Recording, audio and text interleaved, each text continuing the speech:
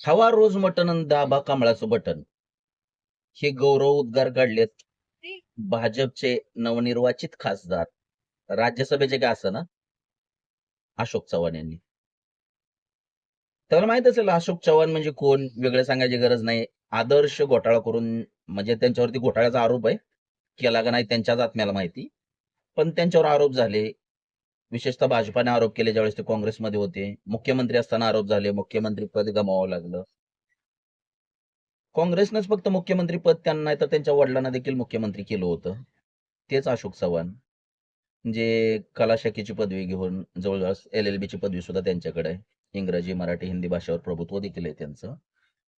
काँग्रेसमध्ये असताना अत्यंत शांत आणि हुशार नेता म्हणून म्हणवला जाणारा अशोक चव्हाण आज मतदारांना डायरेक्ट भाषणामधून म्हणतायत, रोज खावा मटण आणि दाबा कमळाचं बटन. काय होता असतो तो, काय झाला असतो तो, हे मन त्यांच्यावरती अक्षरशः योग्य प्रमाणे लागू होती. आता तुम्ही म्हणसाल, कारण भाजपचा चतुर्सूत्री कार्यक्रम त्यांच्या पण मागे लागलाच होता. कारण तुम्हाला माहित आहे, ज्यांच्या ज्यांच्यावरती भ्रष्टाचार झालं, ते सगळे एकतर भाजपमध्ये गेले, नाहीतर भाजप सोबत मित्र पक्षामध्ये जाऊन सत्तेत बसले. अगदी काल परवा दिवशी बघायचं झालं तर अजित पवार, सिंचन घोटाळा, 70,000 कोटी.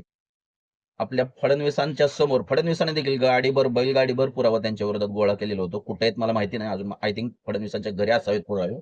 कुठेही ना काही हरकत नाही. पण पंतप्रधानांनी आरोप केले 70,000 कोटीचा घोटाळा केला म्हणून, आणि अर्थमंत्रीच करून टाकलं त्यांना डायरेक्ट राज्याचं. त्यांना गिफ्ट दिलं. तर बघूया आता की राजकारण पुढे कोणत्या वळणाकडे जातंय. तुम्हाला काय वाटतं? राजकारणामध्ये प्रलोभन देऊन अशा प्रकारचं राजकारण हे येणाऱ्या पिढीसाठी कसं आहे? चांगलं आहे, धोक्याचं आहे? नक्कीच कमेंट करून व्यक्त व्हा.